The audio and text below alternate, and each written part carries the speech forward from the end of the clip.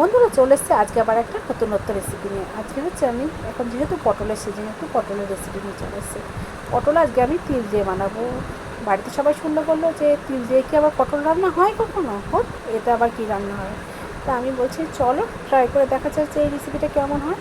প্রথমে আমি পটলগুলোকে, একটা পটলকে ছাড়িয়ে দু টুকরো করে নিয়েছি, করে হালকা করে ভাপ দিয়ে নিয়েছি, ভাপ দিয়ে রেখে দিয়েছি। তারপর কড়াইটা বসিয়ে দিয়েছি, কড়াইয়ে বেশ কিছুটা পরিমাণে সর্ষের তেল দিয়েছি। তেলটা গরম হলে পরে একটু কালো জিরে, একটু শুকনো লঙ্কা আর হচ্ছে একটা টমেটো কুচি ওর ভেতরে দিয়ে ফোড়নটা দিয়ে দিয়েছি। ফোড়নটা ভাজা হয়ে গেলে পরে পটলটা আমি হলুদ আর লবণ দিয়ে ভালো করে কষতে দিয়েছি। এটাকে ভালো করে কষিয়ে নেব পটলটা। দেখো সুন্দরভাবে কষে নিয়েছি। আর মশলার জন্য তিল, অনেকটা পরিমাণে তিল, একটু সর্ষে আর একটু পোস্ত আর কয়েকটা কাঁচা পাকা লঙ্কা আমি বেটে নিয়েছি। তারপর সেই পটলটা কষানো হয়ে গেলে পরে ওই মশলা বাটাটা ওর ভেতরে দিয়ে দিয়েছি।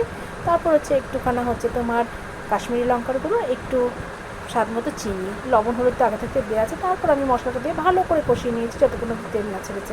তারপর আমি সামান্য একটুখানি জল দিয়ে দিয়েছি। জল দিয়ে একটু নাড়াচাড়া করার পর, যেহেতু আমার পটলটা তো সেদ্ধ হওয়া ছিল, আবার তেলেও সেদ্ধ হয়ে গেছে। তারপর বন্ধুরা দেখো এত সুন্দর হয়েছিল যে তিল দিয়ে পটলটা বাড়ির সবাই খেয়ে বললো দারুণ হয়েছে। তো এরকম ধরনের রেসিপি তো বানালে তো পারো, তাই তোমরা পারলে পরে এরকম একবার ট্রাই করে দেখো যে তিল দিয়ে পটলটা খেতে কত সুন্দর লাগে। ভালো লাগলে পরে অবশ্য করে চ্যানেলটাকে সাবস্ক্রাইব আর ফলো করে পাশে থেকো।